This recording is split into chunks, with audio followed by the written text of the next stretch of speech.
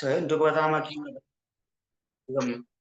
വന്ദേഹം ശ്രീഗുരോ ശ്രീതപദകമലം ശ്രീഗുരും വൈഷ്ണവാംശം ശ്രീരൂപം സാഗ്രജാതം സഹഗണരഘുനാഥാനിതം തം സജീവം സാദ്വൈതം സാവധൂതം പരിണസഹിതം കൃഷ്ണചൈതന്യദേവം ശ്രീരാധാകൃഷ്ണപാദം സഹഗണലളിതാ ശ്രീവിശാഖാനിതാംശം നമാം വിഷ്ണുപാദായ കൃഷ്ണപൃഷ്ഠായ ഭൂതലേ ശ്രീമദേ ഭക്തിവേദാന്ത സ്വാമി നാമിനെ നമസ്തേ സാരസ്വതി ദേവി ഗൗരവാണി പ്രചാരണേ നിർവിശേഷ ശൂന്യവാദി പാശ്ചാത്യശരണേ हे कृष्ण करुणा सिंधु दीनबंधु जगत्पते गोपेश गोपिकांत राधा नमोस्तुते भक्तकांचन गौरांगी राधे वृंदावने श्री वृषभान सुते प्रणमामि हरिप्रिये आजाकल्पतरुभ्यश्च कृपा सिन्धुभ्यो च पतितानां पावनेभ्यो वैष्णवेभ्यो नमो नमः। जय श्री कृष्ण चैतन्य प्रभु नित्यानंद श्री अद्वैत श्रीवासादि गौरभक्तवृंद हरे कृष्ण कृष्ण कृष्ण हरे हरे हरे राम राम राम हरे हरे। स्वर्धून्यश्चारधीरे स्फुरितमतिबृहत्कुटुपष्टावगात्रं रम्या रामावतं सन्मणिकनक महासत्मसङ्गे परीदं नित्यं प्रत्यालयोजित प्रणयवरलसत् कृष्णसङ्कीर्तनाट्यं श्रीवृन्दादि अभिन्नं त्रिजगदनुपमं श्रीनवद्वीपमेटिं श्रीमन्मौक्तिकधामभक्तजिपुरं सुस्मेरचन्द्राननं श्रीगन्धागुर्जाचित्रवसनं दिव्यभूषाजितं नित्यावेशरसानुमोद मधुरं कन्दर्पवेशोज्जलं चैतन्यं कनगद्युतिं निजजने संसेव्यमानं भजे। नमो महावदन्याय कृष्णप्रेमप्रदायते कृष्णाय कृष्णचैतन्य नाम्ने गुरुश्री नमः। എല്ലാ ഭക്തന്മാർക്കും എൻ്റെ വിനീത പ്രണാമം. എല്ലാവർക്കും ഈ ചൈതന്യ ചരിതാമൃത ചർച്ചയിലേക്ക് സ്വാഗതം. നമ്മളങ്ങനെ വളരെ വിജയകരമായി ശ്രീ ചൈതന്യ ചരിതാമൃതം ആദിലീല നമ്മൾ അവസാനിപ്പിച്ചിരിക്കുകയാണ്. ഈ ഉദ്യമത്തിന് തുടക്കം കുറിച്ച കഥാമതപ്പവനും ഐശ്വര്യമാജിക്കും നമ്മുടെ നന്ദിയും കടപ്പാടും അറിയിക്കാൻ ഈ അവസരം ഉപയോഗിക്കുന്നു. അവരുടെ ആ ഒരു ഡെഡിക്കേഷന്റെ ഫലമാണത്. അവരൊരുപാട് അവരുടെ മറ്റ് പല കാര്യങ്ങളും മാറ്റിവെച്ചിട്ടാണ് അവർ ഇതിനു വേണ്ടിയിട്ട് അവർ രണ്ടുപേരും ഈ ഒരു സേവനം ചെയ്യുന്നത്. തീർച്ചയായും അവർക്ക് ഗുരുപരമ്പരയുടെയും ചൈതന്യ മഹാപ്രഭുവിന്റെയും പ്രത്യേകിച്ച് അനുഗ്രഹം ഉണ്ടാവട്ടെ എന്ന് പ്രാർത്ഥിക്കുന്നു. ഉണ്ടാവും എന്തായാലും. അവരുടെ സേവനം മഹാപ്രഭു കാണുന്നുണ്ട്. അപ്പൊ നമുക്ക് അടുത്ത് തുടങ്ങേണ്ടത് ശ്രീ ചൈതന്യ ചരിതാമൃതം മധ്യലീല. ശ്രീ ചൈതന്യ മഹാപ്രഭുവിന്റെ 48 വർഷത്തെ ഈ ഇഹലോക ലീലകളുടെ ചരിത്രം 3 ഭാഗങ്ങളിലാണ് ഈ ചൈതന്യ ചരിതാമൃതത്തിൽ രേഖപ്പെടുത്തിയിരിക്കുന്നത്. ഒന്നാം ഭാഗം ആദിലീല, രണ്ടാം ഭാഗം മധ്യലീല, അവസാന ഭാഗം അന്ത്യലീല. എന്നാൽ ആദിലീല നമ്മൾ കഴിഞ്ഞു. ഇന്ന് സ്റ്റാർട്ട് ചെയ്യാൻ പോകുന്നത് മധ്യലീലയാണ്. നമുക്കെല്ലാവർക്കും ശ്രീ ചൈതന്യ മഹാപ്രഭുവിന്റെ തൃപ്പാദങ്ങളിൽ നമസ്കരിച്ചുകൊണ്ട് തുടങ്ങാം. ശ്രീ ചൈതന്യ ചരിതാമൃതം മധ്യലീല അധ്യായം 1. അതിന്റെ ഒരു രത്ന ചുരുക്കം ഇവിടെ കൊടുത്തിട്ടുണ്ട്. എന്താണെന്ന് നമുക്ക് നോക്കാം. ശ്രീ ചൈതന്യ മഹാപ്രഭുവിന്റെ പിൽക്കാല ലീലകൾ, നമ്മൾ ആദ്യം ചെയ്ത കണ്ട ലീലകളുടെ തുടർച്ചയായിട്ടുള്ള ലീലകളെ പറ്റിയാണ് പറയുന്നതാണ്. ഇതിന്റെ ഹെഡിങ് ശ്രീ ചൈതന്യ മഹാപ്രഭുവിന്റെ പിൽക്കാല ലീലകൾ. ശ്രീ ചൈതന്യ മഹാപ്രഭുവിന്റെ മധ്യകാല ലീലകളുടെയും അതുപോലെ തന്നെ അവിടുത്തെ അവസാന 6 വർഷത്തെ ലീലകളുടെയും ഒരു സംക്ഷിപ്ത വിവരണമാണ് ഈ അധ്യായത്തിൽ നൽകിയിരിക്കുന്നത്. ഇവയെല്ലാം സംഗ്രഹിച്ചാണ് വർണ്ണിച്ചിട്ടുള്ളത്. യ കോമഹര ഹര എന്ന് ആരംഭിക്കുന്ന ശ്ലോകം ചൊല്ലുമ്പോൾ ശ്രീ ചൈതന്യ മഹാപ്രഭുവിനുണ്ടായ ആനന്ദ നിർവൃതിയും അത് ശ്രീല രൂപഗോസ്വാമിയുടെ പ്രിയസോ അയം കൃഷ്ണ എന്നാരംഭിക്കുന്ന ശ്ലോകത്തിൽ എങ്ങനെയാണ് വർണ്ണിച്ചിട്ടുള്ളതെന്നും കാണാം. ഈ ശ്ലോകം രചിച്ചതിൽ ശ്രീല രൂപഗോസ്വാമി ഭഗവാന്റെ സവിശേഷ അനുഗ്രഹത്തിന് പാത്രമായി. ശ്രീല രൂപഗോസ്വാമി, ശ്രീല സനാതന ഗോസ്വാമി, ശ്രീല ജീവഗോസ്വാമി എന്നിവരാൽ വിരചിതമായ അനേകം ഗ്രന്ഥങ്ങളുടെ വിവരണങ്ങളും ഉണ്ട്. ശ്രീ ചൈതന്യ മഹാപ്രഭുവും ശ്രീ രൂപഗോസ്വാമിയും ശ്രീ സനാതന ഗോസ്വാമിയും രാമക്കേളി എന്ന ഗ്രാമത്തിൽ കണ്ടുമുട്ടിയതിനെ കുറിച്ചും ഇതിൽ വിവരിച്ചിരിക്കുന്നു. അപ്പോൾ ഈ വരുന്ന നമ്മൾ ഇനി പറയാൻ പോകുന്ന ഈ അധ്യായത്തിൽ പറയുന്ന കാര്യങ്ങളെ പറ്റിയിട്ടുണ്ട് രത്ന ചുരുക്കമാണ് കൊടുത്തത്. അപ്പൊ നമുക്ക് ഒരു ശ്ലോകമായിട്ട് നോക്കാം. എല്ലാ മധ്യലീല തുടങ്ങുമ്പോൾ ഒരു പ്രാർത്ഥനയോട് കൂടിയൊക്കെയാണ് തുടങ്ങുന്നത്. ഇതിലും അങ്ങനെ തന്നെയാണ്. നമുക്ക് നോക്കാം. യസ്യ പ്രസാദാത് അജ്ഞോപി സദ്യ സർവജ്ഞതാം വ്രജേത് സ ശ്രീ ചൈതന്യദേവോ മേ ഭഗവാൻ സംപ്രസീദതു. നമ്മൾ മുമ്പ് വായിച്ചിരുന്ന ശ്ലോകങ്ങൾ വ്യത്യസ്തമായിട്ട് ചില ശ്ലോകങ്ങൾ ചരിതാമൃതത്തില് സംസ്കൃതത്തിൽ തന്നെ കൊടുത്തിട്ടുണ്ടാവും. ഇത് സംസ്കൃത ശ്ലോകമാണ്. യസ്യ ആരുടെ, പ്രസാദാത് കാരുണ്യത്താൽ, അജ്ഞാപി അജ്ഞാനിയായ ഒരുവൻ പോലും, സദ്യ തൽക്ഷണം, സർവജ്ഞതാം എല്ലാ അറിവും, പ്രജേത് നേടാൻ കഴിയും, സ ആ ശ്രീ ചൈതന്യ ദേവ ഭഗവാൻ ശ്രീ ചൈതന്യ മഹാപ്രഭു, മേ എന്നിൽ, ഭഗവാൻ സംപ്രീതതു അവിടുത്തെ അഹേതുക കാരുണ്യം ചൊരിയുമാറാകട്ടെ. വിവർത്തനം. ആരുടെ പ്രസാദത്താലാണോ അജ്ഞാനിയായ ഒരുവന് പോലും തൽക്ഷണം സർവജ്ഞാനവും ആർജിക്കാൻ കഴിയുന്നത്, ആ ശ്രീ ചൈതന്യ മഹാപ്രഭു എന്നിൽ അഹേതുകമായ കാരുണ്യം ചൊരിയുമാറാകട്ടെ. അപ്പോ മഹാപ്രഭുവിന്റെ കാരുണ്യം, എത്ര അജ്ഞാനികളായാലും മഹാപാപികളായാലും മഹാപ്രഭുവിന്റെ, കാരണം കൃഷ്ണൻ കലിയുഗത്തില് അഹേതുക കാരുണ്യം വിതരണം ചെയ്യാനായിട്ടാണ് മഹാപ്രഭുട്ട് അവതരിച്ചത് കൃഷ്ണൻ. അപ്പോ നമുക്ക് എന്തെങ്കിലും കഴിവുണ്ടോ അല്ലെങ്കിൽ ഗുണമുണ്ടോ എന്ന് നോക്കിയിട്ടല്ല, ഒരു ഗുണമില്ലെങ്കിലും മഹാപ്രഭുവിന്റെ കൃപ എല്ലാവർക്കും ലഭിക്കാൻ ഒക്കെ ഉള്ളതാണ്. അത്രയും അപാര കൃപയാണ് ശ്രീ ചൈതന്യ മഹാപ്രഭുവിന്. അപ്പൊ അദ്ദേഹത്തിന്റെ ആ ഒരു കൃപ ഉണ്ടെങ്കിൽ ഒരു അജ്ഞാനിയോ ഒരു മൂഢനോ ആണെങ്കിൽ പോലും അവന് ഈശ്വര സാക്ഷാത്കാരം ലഭിക്കാനും മോക്ഷം കിട്ടാനുമുള്ള ഒരു സാഹചര്യം ഉണ്ട് എന്നാണ്. ശ്ലോകം 2. വന്ദേ ശ്രീകൃഷ്ണ ചൈതന്യ നിത്യാനന്ദോ സഹോദിതോ ഗൗഡോദയേ പുഷ്പവന്തോ ചിത്രോ ശന്തോ തമോനുദൗ. വന്ദേ വന്ദിക്കുന്നു ശ്രീകൃഷ്ണ ചൈതന്യ മഹാപ്രഭുവിന്, നിത്യാനന്ദോ നിത്യാനന്ദ പ്രഭുവിനും, സഹോദിതോ ഒരേ സമയത്ത് ഉദിച്ചു, ഗൗഡോദയെ ഗൗഡദേശത്തിന്റെ കിഴക്കൻ ചക്രവാളത്തിൽ, പുഷ്പവന്തോ സൂര്യനും ചന്ദ്രനും ഒരുമിച്ച്, ചിത്രോ അത്ഭുതകരം, ശംദൗ അനുഗ്രഹം ചൊരിയുക, തമനുദൗ ഇരുട്ടിനെ അകറ്റുക. വിവർത്തനം. സൂര്യചന്ദ്രന്മാരെ പോലുള്ള ശ്രീകൃഷ്ണ ചൈതന്യ മഹാപ്രഭുവിനും നിത്യാനന്ദ പ്രഭുവിന് ഞാൻ എൻ്റെ സാദര പ്രണാമങ്ങൾ അർപ്പിക്കുന്നു. അജ്ഞതയുടെ അന്ധകാരം അകറ്റുവാനും അതുവഴി എല്ലാവരിലും അത്ഭുതാനുഗ്രഹങ്ങൾ അരുളുവാനുമായി സൂര്യചന്ദ്രന്മാർ ഗൗഡദേശ ചക്രവാളത്തിൽ ഒരേ സമയം ഉദയമായിരിക്കുകയാണ്. അപ്പോ ശ്രീ ചൈതന്യ മഹാപ്രഭുവിന്റെയും നിത്യാനന്ദ പ്രഭുവിന്റെയും അവതാരത്തിന്റെ മഹത്വം, അവർ രണ്ടുപേരും സാക്ഷാൽ കൃഷ്ണനും ബലരാമനും തന്നെയാണ് ഈ ഗൗഡദേശത്തിലേക്ക് എത്തിയിരിക്കുന്നത്, സൂര്യചന്ദ്രന്മാരെ പോലെ അല്ലെ. അത്രയും കാരുണ്യം ചൊരിഞ്ഞുകൊണ്ടാണ് അവർ വരുന്നത്. ഗൗഡദേശം എന്ന് പറഞ്ഞാൽ നമ്മൾ ഇന്നത്തെ ബംഗാൾ ഉൾപ്പെടുന്ന സ്ഥലത്തെയാണ് പണ്ട് ഗൗഡദേശം എന്ന് പറയുന്നത്. അതായത് ഇന്നത്തെ ബംഗ്ലാദേശും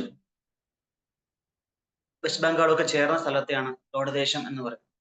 ഗൗഡ നമുക്ക് പരിചയമുണ്ടോ അല്ലെ, ഗൗഡ എന്നുള്ള പേര് അല്ലെ. ഗൗഡ സാരസ്വത ബ്രാഹ്മണ എന്നൊക്കെ കേട്ടിട്ടില്ലേ, GSB, കൊങ്ങണി എന്നൊക്കെ പറയും അല്ലെ.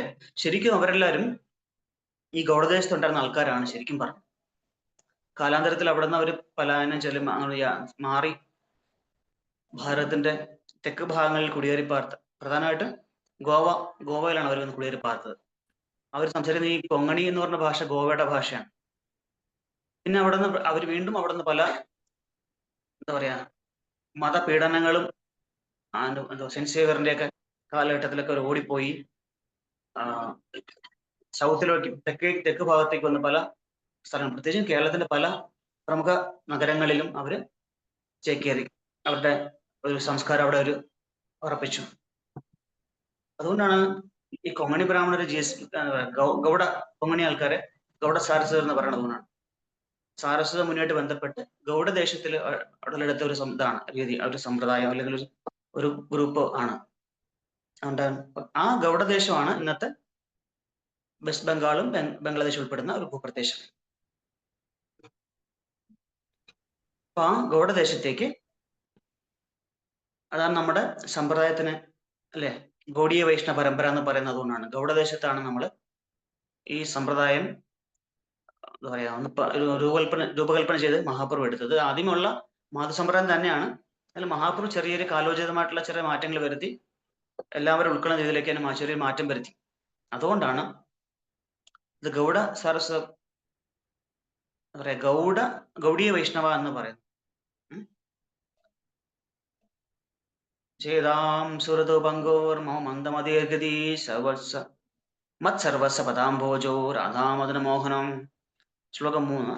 ചേതാം സുരതോ പങ്കോർമോ മന്ദമതീർഗതി മത്സർവസ്വ പദാംഭോജോ രാധാമദനമോഹനം.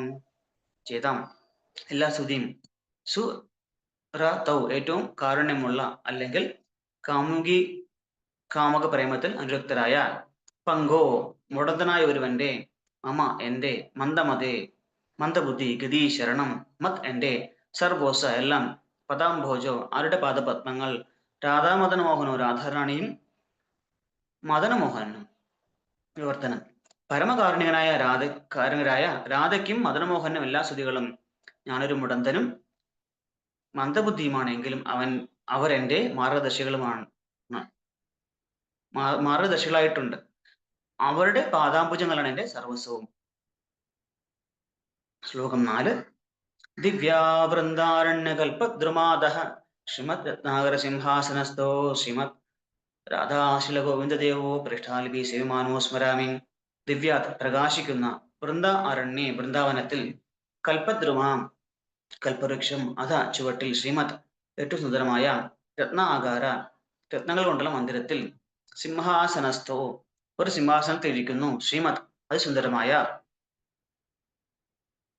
രാധ ശ്രീമദ് രാധാറാണി ശ്രീല ഗോവിന്ദദേവോ ശ്രീ ഗോവിന്ദദേവനും പ്രേഷ്ഠാലിഭി ഏറ്റവും വിശ്വസ്തരായ സഹായികളാൽ സേവമാനോ സേവിക്കപ്പെട്ട് സ്മരാമി ഞാൻ സ്മരിക്കുന്നു. വിവർത്തനം. വൃന്ദാവനത്തിലെ ഒരു കൽപ്പവൃക്ഷ ചുവട്ടിൽ രത്നനിബിഡമായ ക്ഷേത്രത്തിലെ തേജോമയമായ സിംഹാസനത്തിൽ ശ്രീ ശ്രീ രാധാഗോവിന്ദന്മാർ അവരുടെ ഏറ്റവും വിശ്വസ്തരായ സഹായികളാൽ സേവിതരായി വിരാജിക്കുന്നു. അവർക്ക് ഞാൻ സാദര പ്രണാമങ്ങൾ അർപ്പിക്കുന്നു.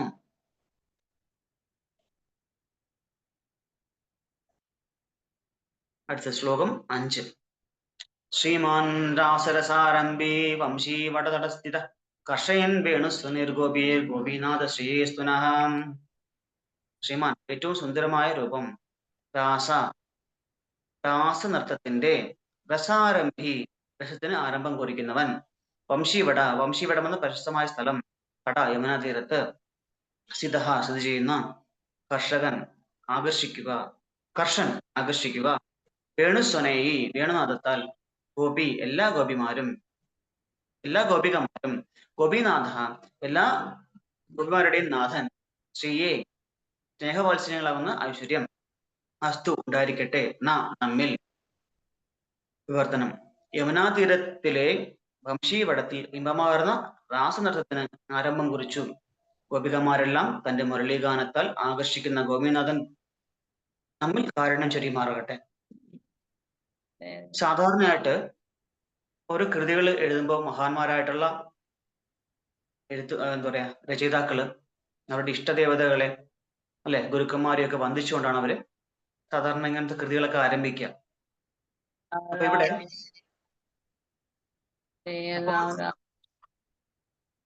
അപ്പൊ ഇവിടെ കൃഷ്ണദാസ് കവിരാജ് ഗോസ്വാമി അദ്ദേഹത്തിന്റെ ഇഷ്ടദേവതകളെ എന്ന് പറയുമ്പോൾ ഇവിടെ തന്നെ ആരൊക്കെയാണ്? നമ്മുടെ സമ്പ്രദായത്തില് പ്രധാനപ്പെട്ട 3 മൂർത്തികളാണ്. ഭഗവാന്റെ തന്നെ 3 തരത്തിലുള്ള പ്രത്യേക വിഗ്രഹങ്ങളാണ് നമ്മുടെ സമ്പ്രദായത്തിൽ വളരെ പ്രാധാന്യമുള്ള 3 വിഗ്രഹങ്ങളാണ്. പരമ്പരാഗതമായിട്ട് ഗൗഡീയ വൈഷ്ണവ സമ്പ്രദായത്തില് വളരെ പ്രാധാന്യമുള്ള 3 വിഗ്രഹങ്ങൾ. അതിൽ ഒന്നാണ് ഏറ്റവും പ്രധാനപ്പെട്ട ഒരു വിഗ്രഹമാണ് രാധാ മദനമോഹനൻ. പലരും കണ്ടിട്ടുണ്ടാവും അല്ലെ ഈ വിഗ്രഹങ്ങളൊക്കെ. രാധാ മദൻമോഹൻ ടെമ്പിൾ വൃന്ദാവനത്തിൽ രാധാ മദൻമോഹൻ പറയുന്നത് നമ്മുടെ സംബന്ധ വിഗ്രഹമായിട്ട്, സംബന്ധ അഭിധേയ പ്രയോജനം, ഇത് 3 നിങ്ങൾ കേട്ടിട്ടുണ്ടാവും. സംബന്ധം എന്ന് വെച്ചാൽ എന്താണ്? ആ ഒരു ഈശ്വരനും പരമാത്മായിട്ടുള്ള ബന്ധം അല്ലെ, സംബന്ധ. അഭിധേയ ആ ബന്ധം ഊട്ടിയുറപ്പിക്കാനുള്ള മാർഗം. അടുത്ത പ്രയോജനം എന്താണ്? കൃഷ്ണപ്രേമം അല്ലെങ്കിൽ കൃഷ്ണഭക്തി. ഈ 3ന്റെയും ഓരോന്നിന്റെ ആയിട്ടുള്ള മൂർത്തികളായിട്ടാണ് സങ്കല്പിക്കുന്നത്, നമ്മൾ പ്രാർത്ഥിച്ചു വരുന്നത്. ഒന്നാമത്തെ രാധാ മദനമോഹന സംബന്ധ വിഗ്രഹമാണ്. അഭിനയ വിഗ്രഹം ഇവിടെ പറയുന്നുണ്ട്. രാധാ ഗോവിന്ദ വിഗ്രഹം. പ്രയോജനം എന്ന് പറയുന്നത് രാധാ ഗോപിനാഥ്. അങ്ങനെ 3 വിഗ്രഹങ്ങളും വളരെ ഈ ഗൗഡീയ വൈഷ്ണവ സമ്പ്രദായത്തിലുള്ള ഭക്തന്മാർക്ക് ഏറ്റവും പ്രധാനപ്പെട്ട 3 വിഗ്രഹങ്ങളാണ്. അതായത് നമ്മുടെ ഭഗീശ്വരനോട്ടുള്ള ബന്ധം, ആ ബന്ധത്തിലേക്കുള്ള മാർഗം, അതിന്റെ പ്രയോജനം. ഇത് 3ഉം കിട്ടണമെങ്കിൽ ഈ 3 ഭഗവാന്റെ 3 രൂപങ്ങളെ നമ്മൾ നല്ലോണം പ്രാർത്ഥിക്കുക. ഇവരുടെ ശ്ലോകങ്ങൾ ചൊല്ലി പ്രാർത്ഥിക്കുക. അവർ വളരെ പ്രാധാന്യമുള്ള 3 വിഗ്രഹങ്ങളാണ്. ശ്ലോകം 7.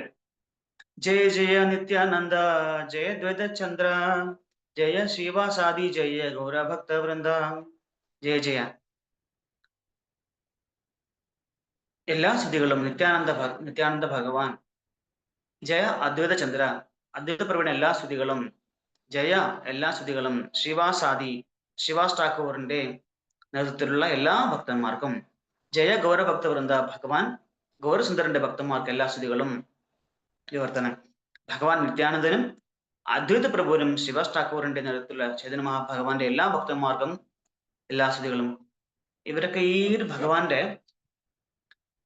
കൃഷ്ണലീലകൾ എങ്ങനെയൊക്കെ ആരൊക്കെ ഏതൊക്കെ ഭക്തന്മാർ എങ്ങനെയാണോ സേവനം അനുഷ്ഠിച്ചത്, അതുപോലെ തന്നെ ഗൗരലീലയും ഇത്രയും മാധുര്യകരവും ആസ്വാദ്യകരവും കൃപാപൂർണമാക്കി മാറ്റാൻ കാരണമായിട്ടുള്ള ഭഗവാന്റെ സന്തത സഹചാരികൾ അല്ലെങ്കിൽ പാർഷദന്മാരെയാണ് ഇവിടെ സ്തുതിക്കുന്നത്. നിത്യാനന്ദ മഹാപ്രഭു നമുക്കറിയാം അല്ലെ. നിത്യാനന്ദൻ എന്ന് പറഞ്ഞാൽ സാക്ഷാൽ ബലരാമൻ. ബലരാമൻ എന്താണ്? ഗുരുതത്വം അല്ലെ, ആദി ഗുരുവാണ്. അദ്വൈത പ്രഭു എന്നല്ല സദാശിവമൂർത്തി, വിഷ്ണു എന്ന് പറയാൻ നമുക്ക് വേണമെങ്കിൽ. ഈ അദ്വൈത പ്രഭു അല്ലെങ്കിൽ അദ്വൈത ആചാര്യരുടെ നിരന്തരമായിട്ടുള്ള പ്രാർത്ഥനയും ആ ഒരു ദുഃഖവും ഒരു എന്താ പറയാ നിരാലംബനായിട്ടുള്ള ആ ഒരു നിലവിളിയും ഒക്കെ കൊണ്ടാണ് അദ്ദേഹം ഈ മഹാപ്രഭുവിന്റെ അവതാരം എത്രയും പെട്ടെന്ന് ഉണ്ടായത്. നിത്യവും അദ്ദേഹം ഗംഗാജലവും തുളസിയും കൊണ്ട് സാലഗ്രാമ പൂജ ചെയ്ത് ഹുങ്കാര ശബ്ദത്തോടെ ഭഗവാനെ വിളിക്കുവാർത്ര. ഈ ഹുങ്കാര ശബ്ദം സാക്ഷാൽ വൈകുണ്ഠം വരെയും ഒക്കെ പ്രതിധ്വനിക്കുവാരെന്ന് പറഞ്ഞാൽ അത്രയും ശക്തമായിട്ടുള്ള ഒരു ഹുങ്കാരത്തോടുകൂടി അദ്ദേഹം ആ ഒരു അത്രയും ഒരു ഉറച്ച ആഗ്രഹത്തോടെ അദ്ദേഹം ഈ കലിയുഗത്തിന്റെ ഈ ഒരു ദുരിതങ്ങളെ കണ്ടിട്ട് എത്രയും വേഗം ഭഗവാൻ വരണം എന്ന് പറഞ്ഞിട്ടാണ് അദ്ദേഹം അന്ന് മഹാപ്രഭു അവതരിക്കുമ്പോൾ തന്നെ അദ്വൈതാചാര്യർക്ക് 80-ൽ അധികം വയസ്സുണ്ടായിരുന്നു. മഹാപ്രഭു മുത്തച്ഛനേക്കാളും പ്രായമുള്ള ആളായിരുന്നു. ഇദ്ദേഹത്തിന്റെ ഗുരുവായിട്ടുള്ള ഈശ്വരപുരിയുടെ ആത്മീയ സഹോദരനായിരുന്നു അദ്വൈത ആചാര്യര്. അപ്പോ അത്രയും ആത്മാർത്ഥമായിട്ട് അദ്വൈത പ്രഭു അല്ലെങ്കിൽ അദ്വൈത ആചാര്യൻ നിഷ്കളങ്കമായിട്ട് ഭഗവാനെ പ്രാർത്ഥിച്ചതിന്റെ ഫലമായിട്ടാണ് മഹാപ്രഭുവിന്റെ അവതാരം എത്രയും വേഗം ഉണ്ടായത്.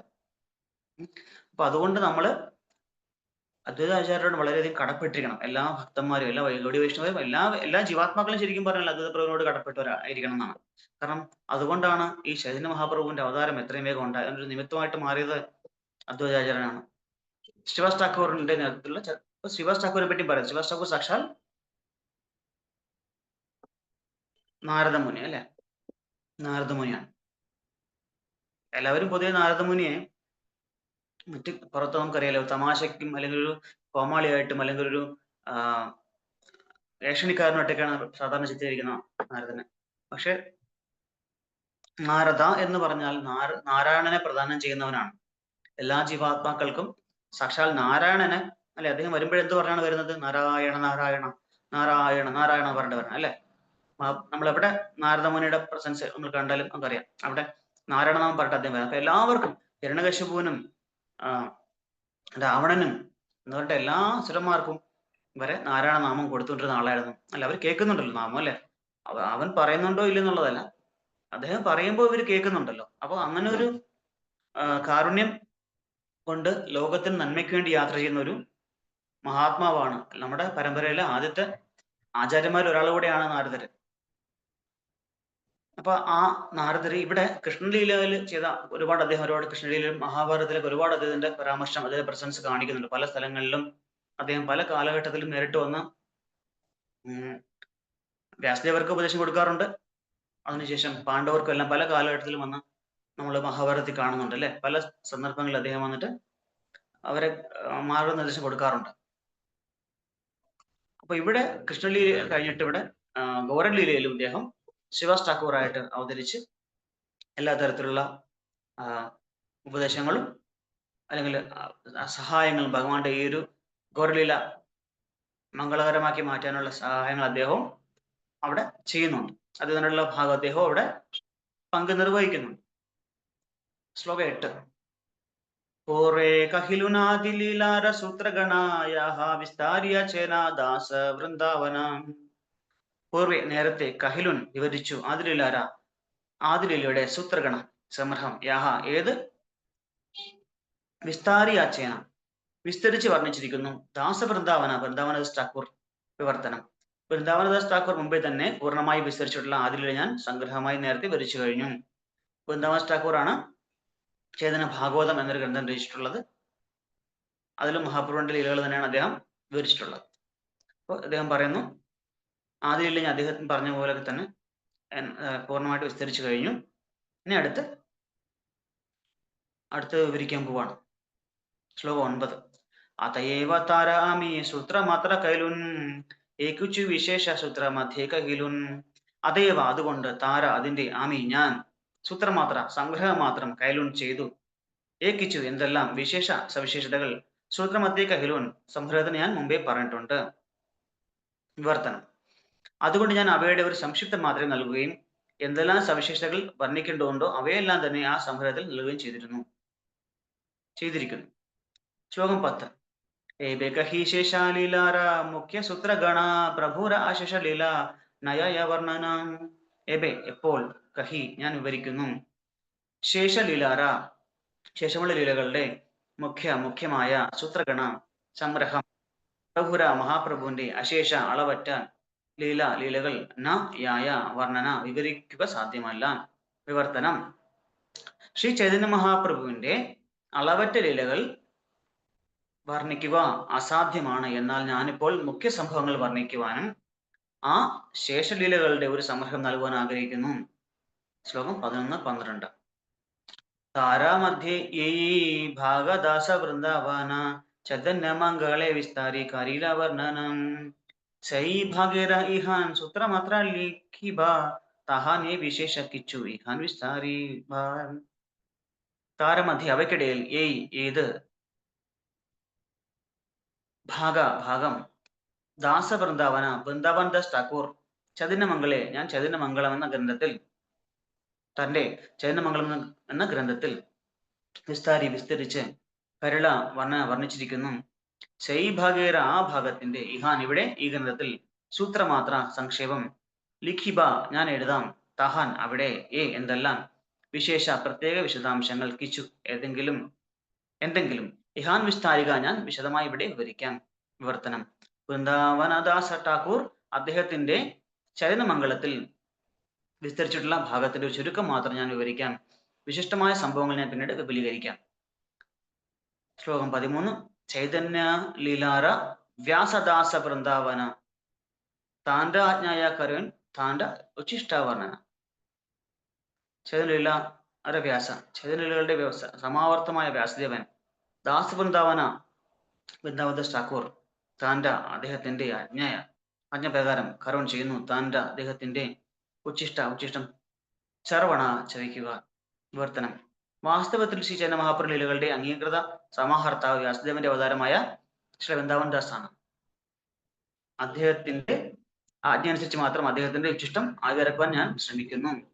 ഇതാണ് വൈഷ്ണവരുടെ ഒരു ഗുണം അല്ലെ. ഒരിക്കലും അവര് സ്വന്തമായിട്ടുള്ളൊരു ക്രെഡിറ്റോ അല്ലെങ്കിൽ ഒരു മഹത്വം എടുക്കാൻ അവർ ആഗ്രഹിക്കില്ല. എപ്പോഴും പൂർണ്ണാചാര്യന്മാരുടെ പാത പിന്തുടർന്ന് അവരുടെ അനുഗ്രഹവും അവരുടെ ആശീർവാദവും അനുവാദവും കൊണ്ട് മാത്രമേ അവരുടെ കാര്യങ്ങൾ അവര് കാണിക്കുള്ളൂ. ഞാൻ എൻ്റെ പൂർവ്വ ആചാര്യനെക്കാളും വലിയ ആളാണ് എന്ന് കാണിക്കാനുള്ള ഒരു മനോഭാവം ഒരിക്കലും ഒരു വൈഷ്ണവ ഭക്തനെ സംബന്ധിച്ചിരിക്കലും ഉണ്ടാവില്ല. അത് അങ്ങനെ ഉണ്ടാവാൻ പാടില്ല എന്നാണ്. ശരിക്കും ശുദ്ധഭക്തന് ഉണ്ടാവുകയില്ല. പക്ഷെ ഭഗവാൻ ലീലകൾ വർണ്ണിക്കണം അല്ലെങ്കിൽ അദ്ദേഹത്തിനെ പറ്റി അവദാനം ചെയ്യണം എന്നൊക്കെയുള്ള ആഗ്രഹം എല്ലാ ഭക്തന്മാർക്കും ഉണ്ടാവും. അപ്പൊ അതിന് സാഹിത്യത്തിലൊക്കെ കഴിവുള്ള ആൾക്കാർ എഴുതിയൊക്കെ ചെയ്യും. പക്ഷെ എഴുതിട്ട് ഞാൻ എന്റെ ഗുരുവിനെക്കാളും വലിയ കവിയാണ് ഞാൻ എന്നൊന്നും ആരും അവകാശപ്പെടില്ല. സ്വന്തം ഗുരുവിന്റെ വളരെ എളിമത്തോടുകൂടി അദ്ദേഹത്തിന്റെ എന്താ പറയുക ഇവിടെ ശരിക്കും വ്യാസദേവനാണല്ലേ, വാസുദേവൻ സാക്ഷാൽ വ്യാസദേവൻ ഗൗരലീലയില് വൃന്ദാവൻ ദാസ് ഠാക്കൂറായിട്ട് അവതരിച്ച, അതുകൊണ്ടാണ് ചൈതന്യ ഭാഗവതമൊക്കെ എഴുതാൻ പറ്റിയത്. അപ്പൊ അങ്ങനെയുള്ള മഹാപണ്ഡിതന്റെ ഒരു ചെറിയൊരു അദ്ദേഹം പറഞ്ഞു വെച്ചതിന്റെ ബാക്കിയല്ലേ, ഉച്ചിഷ്ടമായിട്ടുള്ള കാര്യങ്ങൾ മാത്രമാണ് അദ്ദേഹത്തിന്റെ എന്താ പറയുക അദ്ദേഹം പറയാതെ വിട്ടതോ അല്ലെങ്കിൽ അങ്ങനെ ചെറിയ പൊടിഞ്ഞു വീണ കാര്യങ്ങളാണ്, അല്ലെ പൊടി അല്ലെ എന്താ പറയാ ഒട്ടും പൊടിയെന്ന് നമ്മൾ പോലെ അതുപോലെയാണ് ഞാൻ ചെയ്യുന്നത്. ആ ഒരു എളിമത്തോട്, പക്ഷെ ഇത് മനോഹരമായിട്ടുള്ള ഒരു കൃതി അദ്ദേഹം ചേർച്ചത് നിസ്സാരമായിട്ടുള്ള ഒരു കൃതി അല്ല ഇത് ശരിക്കും പറഞ്ഞാൽ. പക്ഷെ എങ്കിലും അദ്ദേഹത്തിന്റെ ആ ഒരു എളിമത്തോട് അദ്ദേഹം പറയുകയാണ്, ഞാൻ നവദാസ് ഠാക്കൂർ പറഞ്ഞതിന്റെ എന്തെങ്കിലും കുറച്ചൊക്കെ ഞാൻ പറയാൻ ശ്രമിക്കുകയാണ്, അല്ലാതെ ഞാൻ വലിയ പണ്ഡിതനൊന്നും അല്ലാന്ന രീതിയിൽ അദ്ദേഹം ഇവിടെ എളിമത്തം ഇവിടെ പറയാണ്. ഭക്തികാരി ശിരേധാരി തനഹര ചരണ ശശലീലാര സൂത്രഗണ കരിയേ വർണ്ണനം. ഭക്തികരി ഭക്തിപൂർവം ശിരേ എന്റെ ശിരസിൽ, ധരി ഞാൻ ധരിക്കുന്നു, തനഹാര അദ്ദേഹത്തിന്റെ ചരണകമലങ്ങൾ, ശേഷലീലാര ശേഷമുള്ള ലീലകളുടെ സൂത്രഗണ സംഗ്രഹം, കരിയെ ചെയ്യുന്നു വർണ്ണന വിവരണം വിവർത്തനം.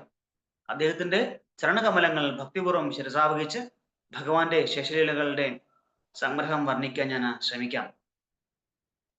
അപ്പൊ അദ്ദേഹം വീണ്ടും വൃന്ദാവൻ ഠാക്കൂറിന്റെ ചരണകമലങ്ങളെ സ്മരിച്ചുകൊണ്ടും അദ്ദേഹത്തിന് ഹൃദയം കൊണ്ട് നമസ്കരിച്ചിട്ടും അദ്ദേഹം ബാക്കി വർണ്ണിക്കാമെന്ന് പറയാം. 26 വത്സര പ്രഭുര ഗൃഹേ അവസ്ഥാന താഹാൻ ഏകാലീല ആദിലീല നാമ. 26 വത്സര 24 വർഷങ്ങൾ, പ്രഭുര ഭഗവാന്റെ ഗൃഹത്തിൽ അവസ്ഥാന വസിക്കുക, തഹാൻ അവിടെ, എന്തെല്ലാം, കരീല അവിടുന്ന് ചെയ്തു, ലീലകൾ, ആദിലീല നാമ ആദിലീല എന്ന് വിശേഷിപ്പിക്കപ്പെടുന്നു. വർത്തനം. ചൈതന്യ മഹാപ്രഭു 24 വർഷം തന്റെ ഗൃഹത്തിൽ വസിച്ചു. ആ കാലയളവിൽ അവിടുന്ന് ചെയ്ത ലീലകളെല്ലാം ആദിലീല എന്ന് വിശേഷിപ്പിക്കപ്പെടുന്നു. ശ്ലോകം 16. 26 വത്സര ശേഷേ യയി മാഘ മാസ താര ശുക്ല പക്ഷേ പ്രഭു കരീല സന്യാസ. 26 വത്സര ആ 24 വർഷം ശേഷം ഏത് മാഘമാസത്തിൽ, മാഘമാസം എന്ന് പറയുന്നത് നമ്മുടെ ജനുവരിക്കും ഫെബ്രുവരിക്കും ഇടയിലുള്ള ഏകദേശം ജനുവരി പകുതി മുതൽ ഫെബ്രുവരി 10 വരെയുള്ള സമയമാണ് നമ്മൾ സാധാരണ മാഘമാസം എന്ന് പറയുന്നത്. താര ആ മാസത്തിന്റെ ശുക്ലപക്ഷേ ചന്ദ്രൻ വൃദ്ധി പ്രാപിക്കുന്ന ശുക്ലപക്ഷത്തിൽ പ്രഭു ഭഗവാൻ കരില സ്വീകരിച്ചു, സന്യാസം വിവർത്തനം. തന്റെ 24 വയസ്സിന്റെ അന്ത്യത്തിൽ മാഘമാസത്തിലെ ശുക്ലപക്ഷത്തിൽ മഹാപ്രഭു സന്യാസം സ്വീകരിച്ചു.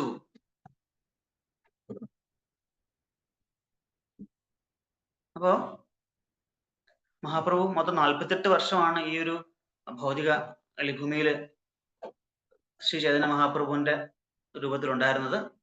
അത് 24 വർഷം അദ്ദേഹം, അത് ഏകദേശം പകുതി വർഷം അല്ലെ, പകുതി കാലഘട്ടം മായാപ്പൂരിലും നവദ്വീപത്തിലും ഒക്കെ ആയിട്ട്, പിന്നെ ഇടയ്ക്ക് യാത്ര ഉണ്ടായിരുന്നു എങ്കിൽ പോലും പ്രധാനമായിട്ടും വീട്ടിൽ തന്നെയാണ് അല്ലെ, സ്വന്തം നാട്ടിൽ തന്നെയാണ് ഉണ്ടായിരുന്നത്. അതൊന്നും അങ്ങനെ പറയുന്ന വെച്ചാൽ അടുത്ത ഭാഗം നമുക്ക് നോക്കുമ്പോൾ അറിയാൻ പറ്റും. ബാക്കി വർഷങ്ങളൊന്നും അദ്ദേഹം മായാപ്പൂരിൽ ഉണ്ടായിരുന്നില്ല. അതാണ് ബാക്കി 24 വർഷം അദ്ദേഹം പല ഭാഗത്ത്, അതായത് 6 വർഷത്തോളം പുരിയിലും അങ്ങനെ യാത്രകളുമായിട്ടാണ് അദ്ദേഹം കൂടുതലും ചെലവഴിച്ചത്. അങ്ങനെയാണ് നമ്മുടെ തിരുവനന്തപുരത്തും കേരളത്തിലും ഒക്കെ അദ്ദേഹം വന്നതും. തിരുവിതാംകൂറിന്റെ ഭാഗമായിരുന്ന നമ്മുടെ ഇന്നത്തെ കന്യാകുമാരി ജില്ലയിൽപ്പെട്ട ആദികേശവ പെരുമാൾ ക്ഷേത്രത്തിൽ നിന്ന് ബ്രഹ്മസംഹിത കണ്ടെടുത്തതൊക്കെ അതിന്റെ ഭാഗമായിട്ട്. അപ്പൊ ഇവിടെ പറയുന്നത്, എന്നാൽ അദ്ദേഹം 24 വയസ്സ് കഴിഞ്ഞപ്പോൾ, 24 വയസ്സിന്റെ അവസാനമായപ്പോൾ അദ്ദേഹം മാഘമാസത്തില് ശുക്ലപക്ഷത്തില് സന്യാസം സ്വീകരിച്ചു. വളരെയധികം ഇതൊക്കെ വളരെ നാടകീയമായിട്ട് വിവരിക്കുന്നുണ്ട് ഈ ഒരു ഇതൊക്കെ ഭക്തന്മാരുടെ മാനസികാവസ്ഥയും. കാരണം മഹാപ്രഭുവിന്റെ മുടി എന്നൊക്കെ പറഞ്ഞാൽ വളരെ നീണ്ട കാർക്കൂന്തല് പോലുള്ള മുടിയും അതിസുന്ദര മുഖവും ഒക്കെ ആണല്ലേ. മുടി സാധാരണ നമുക്ക് അങ്ങനെയാണല്ലേ, നല്ല മുടിയുള്ള ആൾക്കാർ മുട്ടയൊക്കെ അടിച്ച് നമുക്ക് എന്ത് വിഷമം തോന്നും അല്ലെ. അങ്ങനെ മഹാപ്രഭു സന്യാസിയാവും മൊട്ടയടിച്ചു. അങ്ങനെ ആ മുടി പോയൊരവസ്ഥയും ആ മുഖത്തിന്റെ സൗന്ദര്യമൊക്കെ പോയെന്ന് പറഞ്ഞ ഭക്തന്മാര് വളരെയധികം വിഷമിക്കുന്നൊക്കെ ഒരു കഥ കാണിക്കുന്നുണ്ട്. ഭഗവാന്റെ സൗന്ദര്യം കുറയുന്നില്ല എങ്കിലും അത്രയും സുന്ദരമായ മുടിയൊക്കെ അല്ലെ, കേശവ, ഭഗവാനെ കേശവ എന്ന് പറഞ്ഞത് സുന്ദരമായ മുടിയുള്ളത് കൊണ്ട് എയർപോർട്ട് കണ്ടാണ് ആദികേശവ അല്ലെ കേശവ എന്ന് പറയുന്നത്. അപ്പൊ ആ മുടിയൊക്കെ മുറിച്ച് മാറ്റിയപ്പോൾ ഭക്തന്മാർക്ക് ഇതിൽ പറയുന്നുണ്ട്, ആ മുടി വെട്ടുന്ന ബാർബർ, അദ്ദേഹം വളരെ നിരസിക്കും ആ ഒരു കാര്യം ചെയ്യാനായിട്ട്. കരഞ്ഞുകൊണ്ടാണ് മഹാപ്രഭുയുടെ ആ ഒരു നിർദ്ദേശം അല്ലെങ്കിൽ അദ്ദേഹത്തിന്റെ ആജ്ഞ സ്വീകരിച്ചുകൊണ്ട് കരഞ്ഞുകൊണ്ടാണ് അത് ചെയ്യുന്നത്. പിന്നീട് അതൊക്കെ വിശദീകരിക്കുന്നുണ്ട് പിന്നീട് അങ്ങോട്ട്.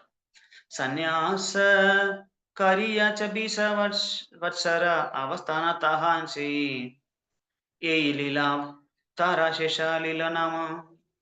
സന്യാസം സ്വീകരിച്ചിട്ട് ചബീസ സംവത്സര 24 വർഷം അവസ്ഥാന ഈ ഭൗതികലോകത്തിൽ സ്ഥിതി ചെയ്ത് തഹാൻ ആ ഭാഗത്തിൽ ഈ ലീല എന്തെല്ലാം ലീലകൾ ചെയ്തുവോ താര ആ ലീലകളുടെ ശേഷലീലകൾ നാമ എന്നു പേരുള്ള വിവർത്തനം. സന്യാസം സ്വീകരിച്ചതിനു ശേഷം ചൈതന്യ മഹാപ്രഭു വീണ്ടും 24 വർഷം കൂടി ഈ ഭൗതികലോകത്തിൽ തുടർന്ന് നിലകൊണ്ടു. ഈ കാലയളവിൽ അവിടുന്ന് അനുഷ്ഠിച്ചിട്ടുള്ള ലീലകൾ ശേഷലീല അഥവാ അവസാനമുള്ള ലീലകൾ എന്ന് വിശേഷിപ്പിക്കപ്പെടുന്നു. ശ്ലോകം 18. ശേഷാലീലാര മധ്യ അന്ത്യദ്വയി നാമഹയ ലീലാഭേദേ വൈഷ്ണവ സഭ നാമധേയകയ. ശേഷലീലാര, ശേഷലീല അല്ലെങ്കിൽ അവസാനമുള്ള ലീലകളുടെ മധ്യത്തിലുള്ള അന്ത്യത്തിലുള്ള ദ്വി 2 നാമങ്ങൾ ഹയ ആകുന്നു. ലീലാഭേദേ ലീലകളുടെ വ്യത്യാസത്തിൽ വൈഷ്ണവ ഭഗവത് ഭക്തന്മാർ സഭ എല്ലാവരും നാമഭേദ വ്യത്യസ്ത നാമങ്ങൾ ഖയ പറയുന്നു. വിവർത്തനം. അവസാന 24 വർഷത്തെ ഭഗവാനിലെ ശേഷലീലകൾ മധ്യലീലയെന്നും അന്ത്യലീലയെന്നും വിളിക്കപ്പെടുന്നു. ഭഗവത് ഭക്തന്മാരെല്ലാം ഈ വിഭജനത്തിന്റെ അടിസ്ഥാനത്തിൽ അവിടുത്തെ ലീലകളെ പരാമർശിക്കുന്നു. അപ്പൊ ആദ്യ 24 വർഷം ആദ്യലീല, പിന്നെ ബാക്കിയുള്ള 24-നെയാണ് 2ആയിട്ട് വിഭജിച്ചിട്ട് മധ്യമെന്നും അന്ത്യലീലകളെന്നും പറയുന്നു. താരമധ്യ ചയ വത്സര ഗമനാഗമന നീലാചല ഗൗഡ സേതു ബന്ധ വൃന്ദാവന. താരമധ്യ ചയ വത്സര ഗമന നീലാചല ഗൗഡ സേതു ബന്ധ വൃന്ദാവന. താരമധ്യ ആ കാലയളവിനുള്ളിൽ ചയ വത്സര 6 വർഷത്തേക്ക് ഗമനാഗമന പോവുകയും വരികയും നീലാചല ജഗന്നാഥപുരിയിൽ നിന്നും ഗൗഡ ബംഗാളിലേക്ക് സേതുബന്ധ കന്യാകുമാരിയിൽ നിന്നും വൃന്ദാവന ധാമത്തിലേക്ക് വിവർത്തനം. അവസാനത്തെ 24 വർഷത്തിലെ 6 വർഷങ്ങൾ ശ്രീ ചൈതന്യ മഹാപ്രഭു ഭാരതത്തിനുള്ളിലാണ് സഞ്ചരിച്ചു. ജഗന്നാഥപുരിയിൽ നിന്ന് ബംഗാൾ വരെയും കന്യാകുമാരിയിൽ നിന്ന് വൃന്ദാവനം വരെയും പര്യടനം നടത്തി. മഹാപ്രഭു അവസാനത്തെ 6 വർഷം ഭാരത പര്യടനമാണ് നടത്തിയത് അല്ലെ. ഇന്ന് നമ്മൾ പല രാഷ്ട്രീയ പാർട്ടികളും ഭാരത പര്യടനം നടക്കുന്നത് നമ്മൾ കാണാം. വലിയ എന്താ പറയുക, കാരവനും കൊട്ടിഘോഷിച്ചുള്ള പരസ്യങ്ങളും അവർക്ക് വേണ്ട ഇടയ്ക്കിടയ്ക്ക് ഉള്ള കാര്യങ്ങളൊക്കെ ആയിട്ട് അല്ലെ. പക്ഷെ മഹാപ്രഭു ശരിക്കും പൂർണ്ണമായിട്ടും കാൽനടയായിട്ടാണ്. വലിയ ആഡംബരങ്ങളൊന്നുമില്ല. എന്താണ് അദ്ദേഹത്തിന്റെ ആഡംബരം എന്തായിരുന്നു? ഒരേ ഒരു ഇത് മാത്രം, ആഭൂഷണം, ഭഗവാന്റെ ആഭൂഷണം അല്ലെങ്കിൽ അലങ്കാരം എന്തായിരുന്നു? ഹരിനാമം, ഉറക്കെയുള്ള ഹരിനാമ സങ്കീർത്തനം. ഈ ഒരു ഘോഷം, ഇതൊരു ആഡംബരമായിട്ട് മാത്രമാണ് ഭഗവാൻ ഈ ഭാരതത്തിലുടനീളം തന്റെ പാർഷദന്മാരുമായിട്ട് സഞ്ചരിച്ചതും. മാത്രമല്ല പോകുന്ന വഴിയിലൊക്കെ ആൾക്കാരെ ശുദ്ധീകരിച്ചുകൊണ്ട് അദ്ദേഹം യാത്ര ചെയ്തു എന്നാ പറയണം. മഹാപ്രഭുവിനെ കണ്ടവരും കേട്ടവരും ഒക്കെ ശുദ്ധ ഭക്തന്മാരായിട്ട് മാറി. ജീവിതത്തിൽ വലിയൊരു മാറ്റം സംഭവിച്ചു, കൃഷ്ണപ്രേമം ലഭിച്ചു എന്നൊക്കെയാണ് രേഖപ്പെടുത്തിയിട്ടുള്ളത്. എന്തിനു പറയണം, അദ്ദേഹം പാടി നടന്ന വഴിയിലുണ്ടായിരുന്ന മൃഗങ്ങൾ പോലും ഈ സങ്കീർത്തനത്തിൽ പങ്കെടുത്ത് ആനന്ദ നൃത്തം ചെയ്തു എന്നൊക്കെയാണ്. ജാർഖണ്ഡ് വനങ്ങളിലുള്ള മൃഗങ്ങൾ പോലും ആനന്ദ നൃത്തം ചവിട്ടി എന്നൊക്കെയാണ് രേഖപ്പെടുത്തിയിട്ടുള്ളത്.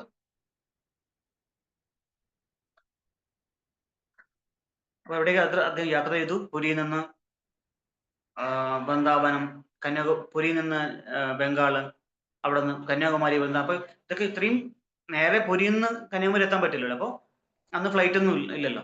അപ്പൊ നടന്ന് കാൽനടയായിട്ടാണ്. ഒരു അർത്ഥതാണ് ജഗന്നാഥപുരിയിൽ നിന്ന് ബംഗാൾ വരെ. അപ്പൊ അത്രയും ആ ഒരു ഭൂപ്രദേശം അദ്ദേഹം നടന്ന് അദ്ദേഹത്തിന്റെ ദിവ്യദർശനം കൊടുത്തുകൊണ്ടും നാമസങ്കീർത്തനം ചെയ്തുകൊണ്ടാണ് പോകുന്നത്. അപ്പൊ നമുക്കറിയാം പുരിയിൽ നിന്നും അല്ലെ ഭാരതത്തിന്റെ അങ്ങറ്റം, ആ ഒരു നമുക്കറിയാം മാപ്പ് നോക്കി അറിയാൻ പറ്റും അല്ലെ എവിടെയാണ് പുരി. അതായത് കിഴക്കൻ സമുദ്രതീരം അല്ലെ, അറ്റം. അവിടുന്ന് നടന്ന് കന്യാകുമാരി വരണമെങ്കിൽ എത്ര ദൂരമുണ്ട്? ഫുൾ ആ ഒരു ഏരിയ മൊത്തം കവർ ചെയ്താൽ ഇങ്ങെത്താൻ പറ്റും. പിന്നെ വീണ്ടും അവിടെ നിന്ന് തിരിച്ചും കന്യാകുമാരിയിൽ നിന്ന് നമ്മുടെ ഈ പടിഞ്ഞാറൻ തീരം വഴിയായിരിക്കണം അദ്ദേഹം വീണ്ടും വൃന്ദാവനം പോകുന്നത്. അപ്പോൾ ഈ പോയ സ്ഥലങ്ങളെല്ലാം അദ്ദേഹം ആൾക്കാരെ, ഒരു കൊടുങ്കാറ്റ് എങ്ങനെയാണ് അവിടെയുള്ള മറ്റ് വസ്തുക്കളെയൊക്കെ പറത്തിക്കൊണ്ട് പോകുന്നത്, അതുപോലെ അദ്ദേഹം യാത്ര ചെയ്ത സ്ഥലങ്ങളിലൊക്കെ ഈ മഹാഭാവികളായിട്ടുള്ള ഭഗവതാത്മാക്കളെ ഉദ്ധരിച്ചുകൊണ്ടും അവരുടെ മാലിന്യങ്ങളും കർമ്മബന്ധങ്ങളും ഒക്കെ പറത്തിയെടുത്തുകൊണ്ടും ഒക്കെയാണ് അദ്ദേഹം ശുദ്ധീകരണ പ്രക്രിയയായിട്ടാണ് അദ്ദേഹം മുമ്പോട്ട് പോകുന്നത്. ആ സ്ഥലങ്ങളിൽ അടുത്തത്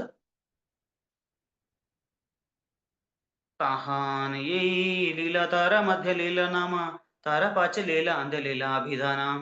ആ സ്ഥലങ്ങളിൽ ലീല എല്ലാ ലീലകളും താര അവയുടെ മധ്യലീലകൾ നാമപേരുള്ള താര പാച്ച ലീല ആ കാലയളവിനു ശേഷമുള്ള എല്ലാ ലീലകളും അന്ത്യലീലകൾ അഭിധാന നാമധേയം വിവർത്തനം.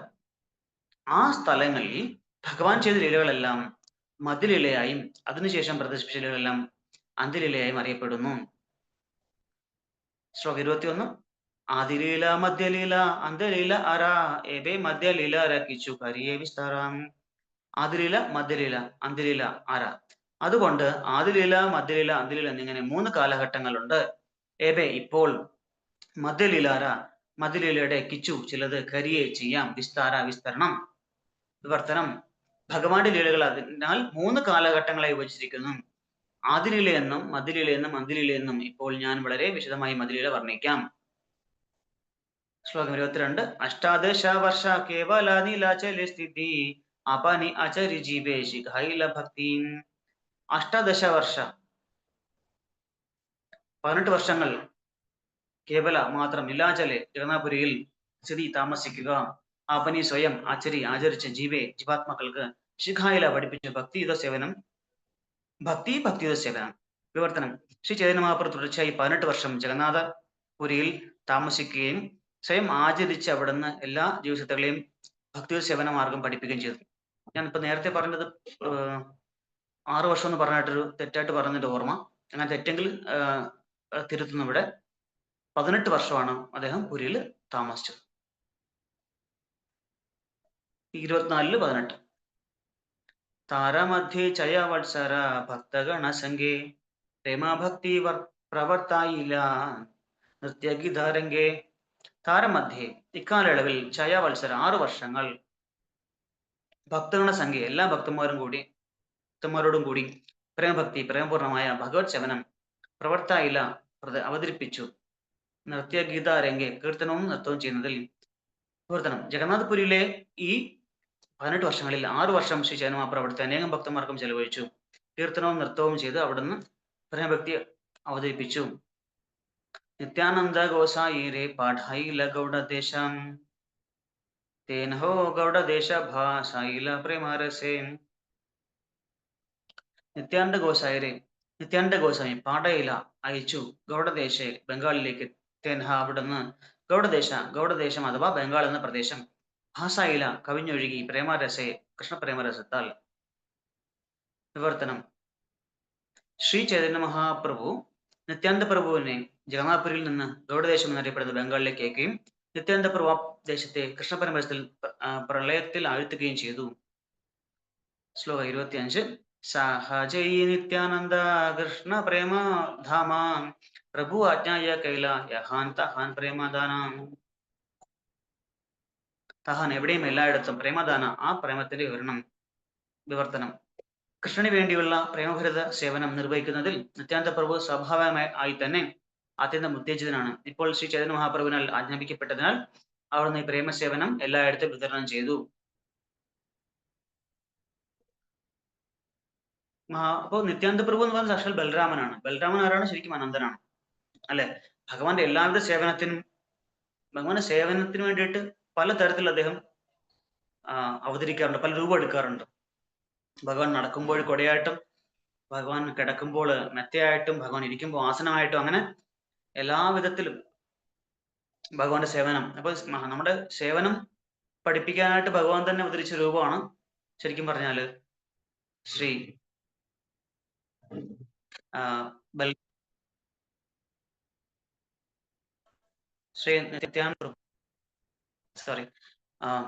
നിത്യാനന്ദ പ്രഭു ശരിക്കും ബലരാമനാണ്, ആദിശേഷനാണ്. അപ്പൊ അദ്ദേഹമാണ് ഭഗവാന്റെ സേവനം എങ്ങനെ ചെയ്യണമെന്ന് നമ്മളെ പഠിപ്പിക്കാനായിട്ട് വന്നൊരു അവതാരം, നല്ല ഭഗവാന്റെ ഒരു രൂപം. അപ്പോ നിത്യാനന്ദ പ്രഭു അങ്ങനെ സേവനം ചെയ്യുന്നത്. ഇപ്പൊ ഈ സേവനം അപ്പൊ മനസ്സിലാക്കേണ്ടത്, നമ്മളെല്ലാവരും എപ്പോഴും ഭഗവാന്റെ കൂടെ ഇരിക്കണം, അല്ലെങ്കിൽ എല്ലാവരും കൂടെ ഇരിക്കണം, അങ്ങനെയല്ല. അതോറിറ്റീസ്, നമ്മുടെ അധികാരികൾ എന്ത് പറയുന്നു അതാണ് സേവനം. അല്ലാതെ നമ്മുടെ സന്തോഷത്തിന് സേവനം അനുഷ്ഠിക്കാൻ നിന്ന് കഴിഞ്ഞാൽ അത് ഇന്ദ്രിയാസ്വാദനം തന്നെയാണ് ആയിട്ട് മാറും, തന്നെയാണത്. നമ്മുടെ സൗകര്യം, നമ്മുടെ കംഫർട്ടബിൾ അല്ലെ, ഇത് വെച്ചിട്ട് നമ്മൾ സേവനം അനുഷ്ഠിക്കാൻ, നമ്മളെപ്പോഴും അങ്ങനെയാണ് സാധാരണ ചിന്തിക്കാറ്. പക്ഷെ ആരുമില്ല, ഒറ്റയ്ക്ക് വിട്ട് എന്ത് ചെയ്യണം, അല്ല ഇവിടെ ഇപ്പൊ വേണ്ട, എന്റെ കൂടെ വേണ്ടെന്ന് മഹാപ്രഭു പറയാണ്. സ്വാഭാവികമായിട്ടും നിത്യാനന്ദ പ്രഭു ഭഗവാന്റെ കൂടെ ഇരിക്കാൻ തന്നെ ആഗ്രഹിക്കുക എപ്പോഴും. പക്ഷെ ഭഗവാൻ കൊടുത്ത സേവനം ശിരസാവഹിച്ചുകൊണ്ട് അദ്ദേഹം ഇത്രയും ദൂരത്തേക്ക് പോവുകയാണ്. പോയിട്ട് അവിടെയുള്ള ആൾക്കാരെ മൊത്തം അത് ഉദ്ധരിച്ച് കൃഷ്ണഭക്തി പ്രദാനം ചെയ്ത് ഹരിനാമം കൊടുത്ത് അവരെ ഉദ്ധരിക്കുകയാണ് ഉണ്ടായത്. അല്ല നമ്മുടെ ഇഷ്ടത്തിന് എനിക്ക് ഭഗവാന്റെ അടുത്ത് ഇരിക്കണം കേട്ടോ, എനിക്ക് അമ്പലത്തിൽ ഇരിക്കണം, അല്ലെങ്കിൽ എനിക്ക് ഇവിടെ എത്തിരിക്കണം, അങ്ങനല്ല. ആ സമയത്ത് ആ സാഹചര്യത്തിൽ എന്താണ് നമ്മളെ കൊണ്ടുള്ള സേവനം എന്നുള്ളത് നമ്മുടെ അധികാരികൾ പറയും, അതാണ് നമ്മൾ അനുഷ്ഠിക്കേണ്ടത്, അല്ല നമ്മുടെ സന്തോഷത്തിനുള്ള സേവനങ്ങളല്ല. ശ്ലോകം 27. ചൈതന്യ ഗോസായി ആൻഡേ ബലേ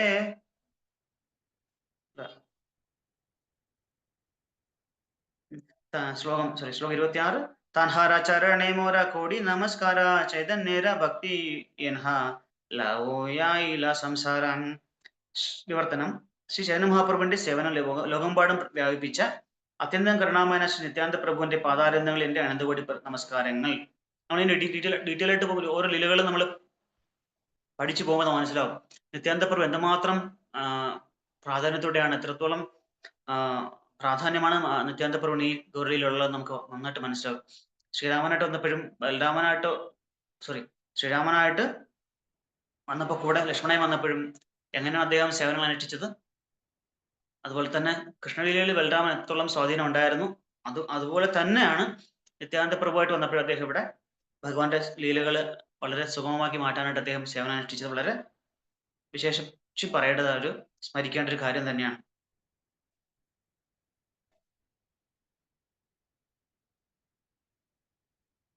ചൈതന്യ ഗോസായി ആൻഡേ ബലവട ഭായി തെൻഹോ കാഹേ മോര പ്രഭു. ചൈതന്യ ഗോസായി, ചൈതന്യ മഹാപ്രഭു, യാൻഡേ ആർക്ക്, ബലെ പറയുന്നു, ബഡ ഭായ് മുതിർന്ന സഹോദരൻ, തെൻഹോ അവിടുന്ന്, കഹേ പറയുന്നു, മോര പ്രഭു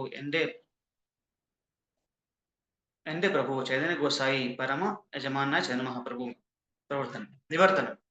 ചൈതന്യ മഹാപ്രഭു നിത്യാനന്ദ പ്രഭുവിനെ തന്റെ മൂത്ത സഹോദരനായാണ് സംബോധന ചെയ്തിരുന്നത്. അതേസമയം നിത്യാനന്ദ പ്രഭു ചൈതന്യ മഹാപ്രഭുവിനെ തന്റെ നാഥനായി സംബോധന ചെയ്തു. ഇതാണ് ആ ഒരു എന്താ പറയാ, ഒരു സ്നേഹത്തിന്റെ കൈമാറ്റം അല്ലെ, പ്രേമത്തിന്റെ ഒരു വിനിമയം. അതാണ് നിത്യാനന്ദ പ്രഭു സാക്ഷാൽ ബലരാമൻ ആയതുകൊണ്ട് ഭഗവാൻ അദ്ദേഹത്തെ സ്വന്തം ഒരു ജ്യേഷ്ഠ സഹോദരനെ പോലെ തന്നെയാണ് ഭഗവാൻ അദ്ദേഹത്തിനെ കരുതിയിരുന്നതും പെരുമാറിയിരുന്നതും. തിരിച്ചു പക്ഷേ എങ്ങനെയാണ്, അദ്ദേഹത്തിന് അറിയാം ഇത് പരമപുരുഷനായുള്ള ഭഗവാനാണ്, കൃഷ്ണനാണെന്ന് അറിയാന്നുള്ളതുകൊണ്ട് ബലരാമനായിട്ടുള്ള, അല്ലെങ്കിൽ ബലരാമന്റെ കലിയുഗ അവതാരമായിട്ടുള്ള നിത്യാനന്ദ പ്രഭു ഗൗരംഗ മഹാപ്രഭു ശരിക്കും ഭഗവാനായിട്ട് തന്നെ ആ ഒരു ബഹുമാനത്തോടെ തന്നെയാണ് പെരുമാറിയിരുന്നത്. യദ്യപി അപ്പാനി ഹയേ പ്രഭു ബലരാമ തഥാപി ചൈതന്യരേ ദാസാഭിമാനം.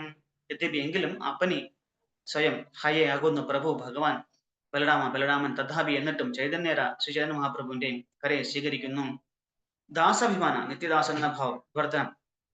നിത്യാനന്ദ പ്രഭു സ്വയം ഭഗവാൻ ബലരാമൻ തന്നെ ആണെങ്കിലും അവിടുന്ന് സദാ തന്നെ ശ്രീ ചൈതന്യ മഹാപ്രഭുവിന്റെ നിത്യദാസനായി കരുതുന്നു.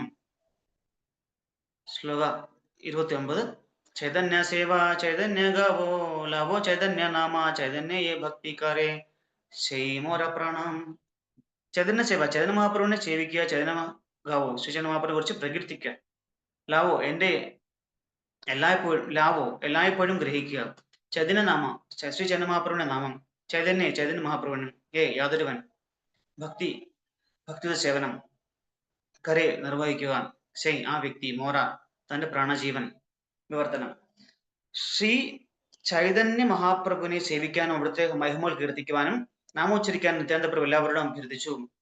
ശ്രീ ചൈതന്യ മഹാപ്രഭുവിന് ഭക്തി സേവനം അനുഷ്ഠിക്കുന്ന വ്യക്തി തന്റെ പ്രാണനാണെന്ന് നിത്യാനന്ദ പ്രഭു പ്രഖ്യാപിച്ചു. ശ്ലോകം 30. ഏയ് മാതാ ലോകേ ചൈതന്യ ഭക്തി ലാവോ യായില ദീന ഹീന നിന്ദക സബാരേ വിസ്താരില. ഏയ് മാതാ, ഈ വിധത്തിൽ സാമാന്യ ജനങ്ങൾ ശ്രീ ചൈതന്യ മഹാപ്രഭുവിന്റെ ഭക്തി സേവനം ലാവോയായില്ല സ്വീകരിക്കാനിടയായി. ദീനഹീന പാവപ്പെട്ട പരിതാത്മാക്കൾ, നിന്ദിക്കുന്നവർ, സഭാരെ എല്ലാവരും വിസ്താരില മോചിപ്പിച്ചു. വിവർത്തനം. ഇപ്രകാരം ശ്രീ നിത്യാനന്ദ പ്രഭു ശ്രീന മഹാപ്രഭുവിന്റെ ഭക്തി സമ്പ്രദായം വിവേചനമില്ല എല്ലാവർക്കും പരിചയപ്പെടുത്തി. ജനങ്ങൾ പദ്ധരും നിന്ദകരുമായിരുന്നെങ്കിലും ഈ പ്രക്രിയയിലൂടെ മോചിപ്പിക്കപ്പെട്ടു. ഇത് തന്നെയായിരുന്നു ചൈതന്യ മഹാപ്രഭുവിന്റെ അവതാര ലക്ഷ്യം. ഇത് തന്നെയായിരുന്നു. അതിന്റെ കൂടെ ഈ മറ്റു നമ്മൾ ആദ്യം തന്നെ പ്രകീർത്തിച്ച പാർഷദന്മാരെല്ലാം ഈ ഒരു ലീലയിൽ വളരെ ഭംഗിയായിട്ടും അത് ഭഗവാൻ മറ്റ് അവതാരങ്ങൾ ഉണ്ടായ സമയത്ത് എന്തൊക്കെ ലീലകൾ ചെയ്യാൻ അവരെങ്ങനെയൊക്കെ സഹായിച്ചോ അതേപോലെ തന്നെ ഈ ഒരു കലിയുഗ അവതാരം മഹാപ്രഭുട്ട് വന്നപ്പോഴത്തേക്കും പ്രത്യേകിച്ച് ചെയ്യാനൊന്നുമില്ല. ഹരിനാമ സങ്കീർത്തനം പ്രചരിപ്പിക്കുക, എല്ലാ പരമാത്മാക്കളെ അത് ജയിപ്പിക്കുക, അത് കേൾപ്പിക്കുക, അത്രേ ഉള്ളൂ. വേറെ വലിയതായിട്ടുള്ള അമാനുഷിക ലീലകളൊന്നും ഭഗവാൻ ചെയ്യേണ്ടതായിട്ട് അധികമായിട്ട് വന്നിട്ടില്ല. അദ്ദേഹം വന്നതും സാധാരണ ഒരു മനുഷ്യ രൂപത്തിലാണ് അദ്ദേഹം വന്നത്. കാരണം എല്ലാവരെയും ഈശ്വര പ്രേമം എന്താണെന്ന് പഠിപ്പിക്കാനും ഭക്തി സേവനം എങ്ങനെ ചെയ്യണമെന്ന് പഠിപ്പിക്കാനും ശാസ്ത്രീയമായിട്ട് കാണിച്ചു കൊടുക്കാൻ അദ്ദേഹം ഒരു പ്രാക്ടിക്കൽ എക്സാമ്പിളായിട്ട് കാണിക്കാനായിട്ട് അദ്ദേഹം സ്വയം വന്നതാണ്. അപ്പൊ അതുകൊണ്ട് അതിനുതകുന്ന രീതിയിൽ അതിന്റെ മറ്റു പാർഷദന്മാരും അതിന് സഹായിച്ചു. ഇതൊക്കെ ഭഗവാന് ഒറ്റയ്ക്ക് ചെയ്യാൻ പറ്റാത്തതുകൊണ്ടല്ല, സ്വന്തം ഭക്തന്മാർക്കൂടെ അതിൻ്റെ ഒരു ക്രെഡിറ്റ് കൊടുക്കാനായിട്ട് ഭഗവാൻ ആഗ്രഹിക്കുക എപ്പോഴും. അതുകൊണ്ടാണ് ഭക്തന്മാർക്ക് ഭഗവാൻ ഈ അവസരങ്ങൾ നൽകുന്നത്. അങ്ങനെയാണല്ലേ, ഭഗവാൻ ഒരിക്കലും സ്വന്തമായിട്ട് ഒരു ക്രെഡിറ്റ് ഒന്നും വേണമെന്ന് ആഗ്രഹിക്കുന്ന ആളല്ല ഭഗവാൻ. ഭഗവാൻ സർവസംഗ പരിത്യാഗിയാണ് അല്ലേ. ഭഗവാന്റെ ഒരു 6 ഗുണങ്ങളിൽ ഒന്ന് തന്നെയാണ് ത്യാഗം അല്ലെ, പൂർണ്ണമായ പരിത്യാഗമാണ് ഭഗവാന്റെ ലക്ഷണം. അപ്പൊ സ്വന്തം ഭക്തന്മാർക്ക് ആ ഒരു പേരും പ്രശസ്തിയും കിട്ടുന്നത് കണ്ടിട്ട് ആനന്ദിക്കണം, അതാണ് ഭഗവാന്റെ ലക്ഷ്യം. അല്ലാതെ ഭഗവാന് തനിയെ ചെയ്യാൻ പറ്റത്തുകൊണ്ടല്ല, എല്ലാവർക്കും അവരുടെ ഭാഗങ്ങൾ സേവനത്തിനായിട്ട് ഭഗവാൻ കൊടുക്കുകയാണ്. ഹരേ കൃഷ്ണ. നമുക്ക് ഇന്നിവിടെ നിർത്താം. ആർക്കെങ്കിലും ചോദിക്കാനോ പറയാനുണ്ടെങ്കിൽ ആവാം. എനിക്ക് അടുത്തിനി ഭഗവാന്റെ ഗൗരാരതിക്കുള്ള തയ്യാറെടുപ്പുകൾക്ക് പോണം. ഹരേ കൃഷ്ണ. ഹരേ കൃഷ്ണ പ്രഭുജി, പ്രണാമം. ഹരേ കൃഷ്ണ. ഇത് വ്യാസദേവൻ ആരായിട്ടാണ് ജനിക്കുന്നതെന്ന് പറഞ്ഞ? വൃന്ദാവൻ ദാസ് ഠാക്കൂർ. വൃന്ദാവൻ ദാസ്. അദ്ദേഹം ചൈതന്യ ഭാഗവതമൊക്കെ എഴുതിയ ആളാണ്. നമ്മുടെ ഗൗഡിയ പരമ്പരയിൽ നിന്ന് വളരെ പ്രധാനപ്പെട്ട ദിവസം കൂടിയാണ് നമ്മുടെ ശ്രീല പ്രഭുപാദരുടെ ഗുരുവായിട്ടുള്ള ശ്രീല ഭക്തി സിദ്ധാർത്ഥ സരസ്വതി ഠാക്കൂറിന്റെ പിതാവും അദ്ദേഹത്തിന്റെ പരമഗുരുവും ആയിട്ടുള്ള ശ്രീല ഭക്തി വിനോദ് ഠാക്കൂറിന്റെ തിരോഭാവ ദിനം കൂടിയാണെന്ന് നമ്മുടെ അമ്പലത്തിൽ നിന്ന് സ്പെഷ്യലായിട്ട് അദ്ദേഹത്തിന്റെ അതിനെ പറ്റിയുള്ള ചെറിയ പ്രഭാഷണവും പുഷ്പാഞ്ജലിയും ആരതിയൊക്കെ പ്രത്യേകിച്ച് ഉണ്ടായിരുന്നു. വളരെ വിശേഷപ്പെട്ട ദിവസമാണ്. അതുപോലെ തന്നെ ഗദാധർ പണ്ഡിറ്റ് തിരോഭാവ ദിനം കൂടെയാണ്. അങ്ങനെ വളരെ പ്രധാനപ്പെട്ട ഒരു വിശേഷപ്പെട്ട ദിവസം ഗൗഡിയ പരമ്പരയിൽ ഗൗഡിയ സമ്പ്രദായത്തിൽ വളരെ പ്രധാനപ്പെട്ട ദിവസം കൂടിയാണെന്ന്. ഹരേ കൃഷ്ണ. ഹരേ കൃഷ്ണ. ഹരേ കൃഷ്ണ. ഹരേ കൃഷ്ണ പ്രഭു. താങ്ക് യു പ്രഭു. ഹരേ കൃഷ്ണ. ഹരേ കൃഷ്ണ. ഹരേ കൃഷ്ണ. താങ്ക് യു പ്രഭു. പ്രണാമം പ്രഭു. ഹരേ കൃഷ്ണ. ഹരേ കൃഷ്ണ. ഹരേ കൃഷ്ണ പ്രഭുജി, ഒരു കാര്യം കൂടെ, ഭക്തി വിനോദ് സരസ്വതി ഠാക്കൂറിന്റെ അച്ഛനും ഗുരുവാണ് അല്ലേ? അല്ല, പ്രഭുപാദരുടെ ഗുരുവാണ് ഭക്തി സിദ്ധാന്ത സരസ്വതി മഹാരാജ് അല്ലെ, ഭക്തി സരസ്വതി ഠാക്കൂർ.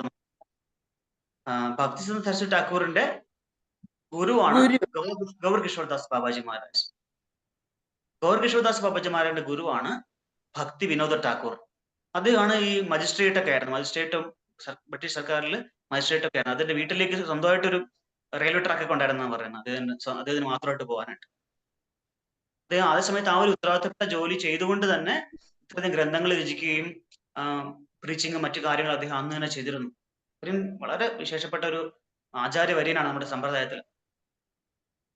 അപ്പം പ്രഭുപാദരുടെ ഗുരു ഭക്തി സിദ്ധാന്ത സരസ്വതി ഠാക്കൂർ, അദ്ദേഹത്തിന്റെ ഗുരു ഗൗർ കിഷോർദാസ് ബാബാജി മഹാരാജ്, അദ്ദേഹത്തിന്റെ ഗുരു ശ്രീല ഭക്തി വിനോദ് ഠാക്കൂർ, സച്ചിദാനന്ദ ഭക്തി വിനോദ് ഠാക്കൂർ എന്ന് പറയും. മനസ്സിലായോ? ക്ലിയർ ആയില്ലേ? ക്ലിയർ ആയി പ്രഭുജി. Thank you. ഹരേ കൃഷ്ണ. ഹരേ കൃഷ്ണ. ഹരേ കൃഷ്ണ. അപ്പൊ നിർത്താം. ശരി പ്രഭു. ശരി. ഹരേ കൃഷ്ണ.